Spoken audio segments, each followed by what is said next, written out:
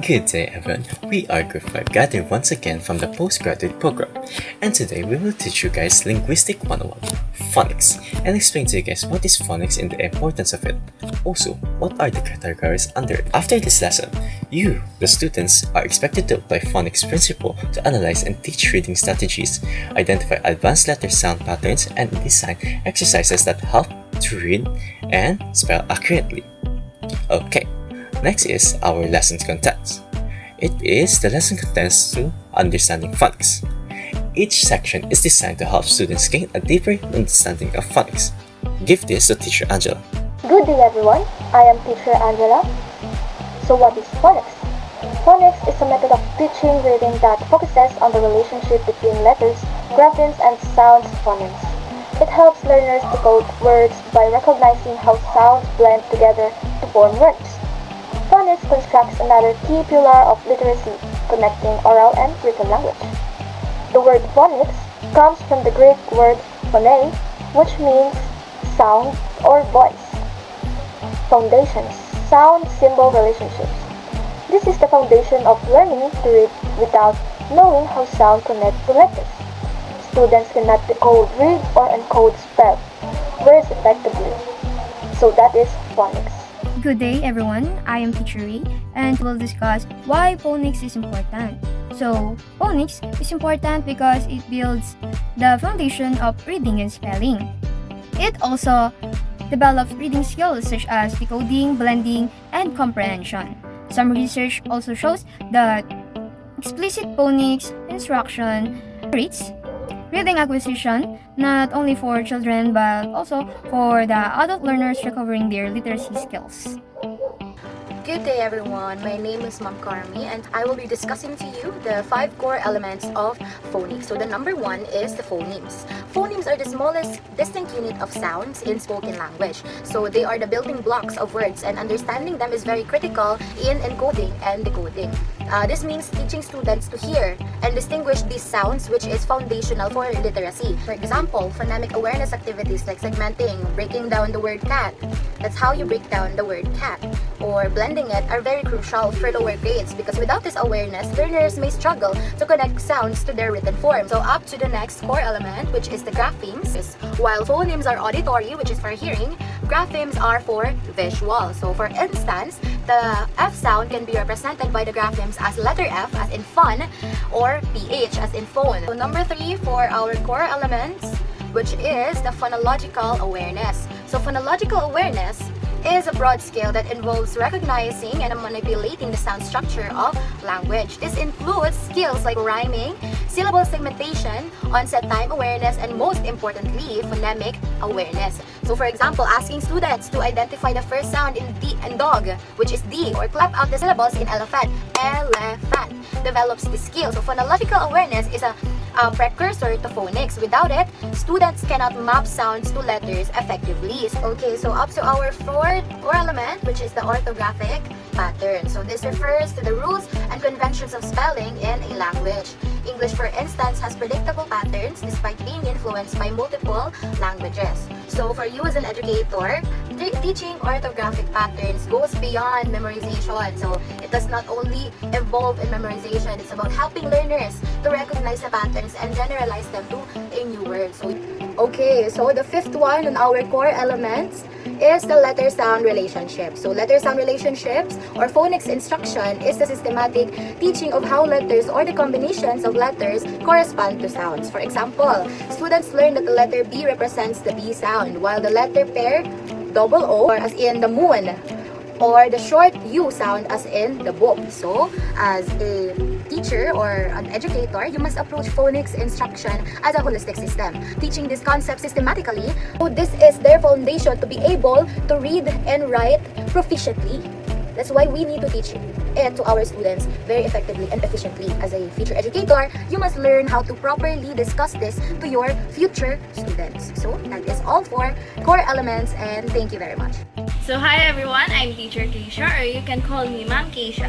For the 4th part of the lesson, we will now proceed to the key phonics skills. The key phonics skills has the 4 types. These are phonemic awareness, blending, segmenting, decoding, and encoding. For the first part, we have phonemic awareness. It is the ability to recognize, isolate, and manipulate individual sounds or phonemes in words. In simpler terms, it refers to the ability to hear, manipulate individual sounds in spoken words, even without written letters. This skill focuses purely on sound and not on print. For example, in the word cat, you will pronounce it not by the letters, but by the sound itself. For example, C, it is not how you pronounce the letter. It is ka, ka. And while the A, it is not how you pronounce it, A. It is a. And also, similarly with the letter T, ta, ta. And when you blend them, it is formed cut. And for the second part, we have blending. It is the ability to combine to form a complete word. Once you can recognize the individual sounds, you must learn how to put those sounds together to read words. Another example is the word sun. How you pronounce the S is s, while the U is a. And same with the letter N, n. So, when we are blending in short, we connect each sound smoothly without stopping until we hear the whole word. And for the third part, segmenting. Breaking words into constituent sounds for spelling. This is also the reverse process of blending. Instead of putting sounds together, you take a whole word and separate it into its sound components. Segmenting is particularly important for spelling because you must be able to identify each other's sound or each sound in a word before they can write the correct letters. And for the fourth part of the key phonics skills, we have decoding. It is applying phonics knowledge to read unfamiliar words. It is also involves recognizing letters and translating them into their corresponding sounds to identify a word. Decoding allows you to read unfamiliar words independently, which is a key step toward reading fluency. And for the last part, we have encoding, translating sounds into written symbols. Encoding develops for you to be able to spell words accurately based on sound-letter relationships. Those skills work together to support the development of strong reading and your writing abilities. When these skills are effectively taught and applied to the learners or your future students, they can become more confident and proficient in literacy. And with that concludes our discussion on the key phonics skills. Hi everyone, I am Teacher Bea and I will discuss the part 5, which is the types of phonic approaches. So, let's start with the phonic approaches. We have 4, the synthetic phonics, analytic phonic, linguistic phonics, and embedded phonics. So, the first is the synthetic phonic. It's like sound by sound and building a Lego, right? You take small pieces, the sound, and then put them together. The second is the analytic phonics. This is an approach that teaches reading by starting with individual sound phonemes and then blending those words together to form words. Then you look at the whole word and break it apart. Here in our example, we have the word cat. Then break it apart, it will be C plus A plus D. Third is linguistic phonics. This approach that reading by focusing on sound patterns. The words that look the same, just like our family. If words look and sound alike, they belong together. Here in our example, we have the cat, bat, hat, and sad. Very easy to identify, right? The 4 is the embedded phonics. This teaches phonics skills naturally within the context of reading real stories or texts. This is learning while reading stories. For our example, during a read aloud, the teacher may pause and say, "Notice that this word starts with a C sound." The phonics lesson is brief, contextual, and connected to the text. So here, we discussed the 4 phonics approaches, and I hope you learned something about our lesson. Bye! First of all, good day everyone. I'm Teacher Hannah and I'm going to discuss the practical applications of phonics in real-world context. We will discuss 6 of them. So first, phonics as a lifelong cognitive tool. Adults still use phonics to decode unfamiliar or technical words. Yes, even at an advanced level, we still lean on phonics more than we realize.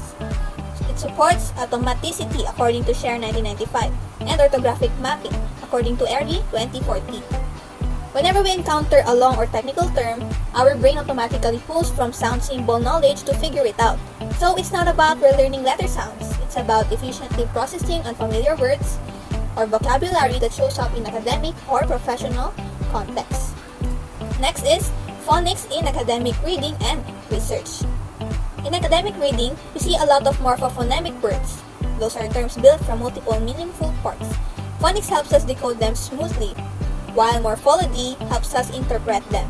Those two processes work together so we are not overwhelmed by long technical terms. Next is phonics in professional communication.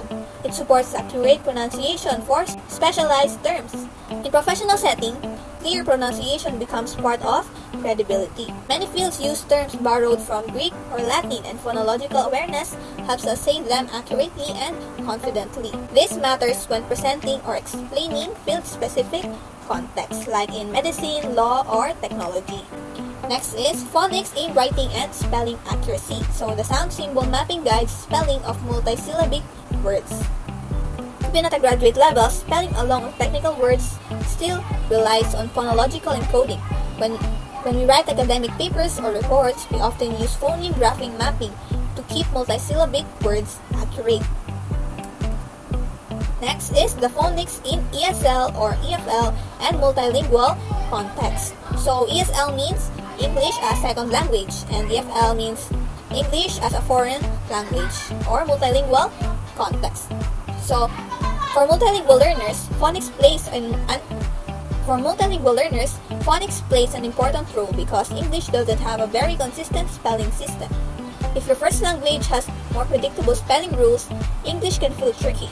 Phonics helps bridge that gap, especially for a long or irregular words. And last but not the least, digital and technical literacy. In digital context, we constantly encounter new technical terms, software features, analytical tools, or abbreviations. Phonics helps us decode and pronounce these emerging terms so we can use them accurately in conversations or presentation. So for deeper understanding, the examples will be discussed by Jerchan. Jerchan, up next! Thank you for that explanation, Teacher Hannah. Let me give you examples of practical applications of phonics in real-world contexts. For the first example would be for phonics as a lifelong cognitive tool. A graduate students encounter an unfamiliar academic term like metacognition or even supercalifragilisticexpialidocious. Instead of guessing, they break it into syllables and phonemes. Exactly like this for metacognition. Metacognition. Allowing them to pronounce and remember it accurately. With this application, it helps with decoding new or complex vocabulary across fields.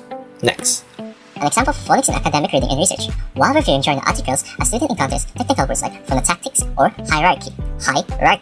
Using phonics skills, they break the words into recognizable sound letter patterns, increasing reading speed and accuracy. With this application, it makes academic texts less overwhelming. Just like bourgeois. Phonics in professional communication. A teacher or presenter needs to pronounce students' names or specialized terms correctly during a seminar. Phonics help them analyze and spelling patterns to avoid mispronunciation. Let's make my name as the example. This is my name. Try to pronounce it yourself. I know you can pronounce it right? Some of my teachers couldn't even. They pronounce it Gershon, Aldrioff, B. Rosillo. So, application of phonics, it ensures professionalism and clear communication in workplace. The right pronunciation of my name is Gershon, Aldrioff, B. Rosillo. Next, phonics in writing and spelling accuracy. A nursing student writing patient notes most correctly spelled terms like hypertension, intravenous, or laryngonoscopy. Phonics help them connect sounds and spelling patterns, reducing errors in documentation. Accurate spelling in formal writing, emails, academic paper, and documentation. Next, phonics in ESL/EFL and multilingual contexts.